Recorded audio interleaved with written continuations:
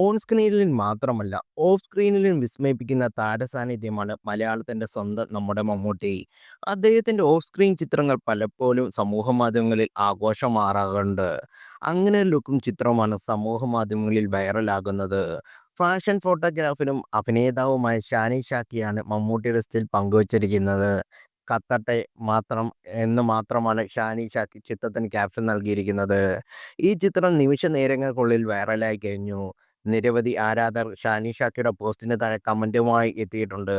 പ്രായത്തെ തോൽപ്പിക്കുന്ന നടന്റെ ലുക്കിനെക്കുറിച്ചും നടന്റെ കോസ്റ്റ്യൂം സെൻസിനെക്കുറിച്ചും നിരവധി പേർ കമന്റുമായി പങ്കുവച്ചിട്ടുണ്ട്.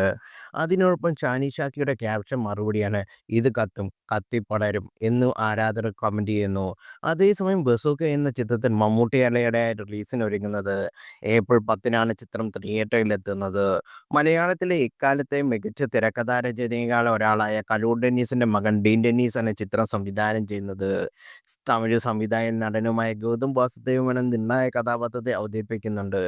ബെഞ്ചമിൻ ജോഷ എന്ന കഥാപാത്രമായിട്ടാണ് ഗൗതം മേനോൻ ഈ ചിത്രത്തിൽ വേഷമിട്ടിരിക്കുന്നത്.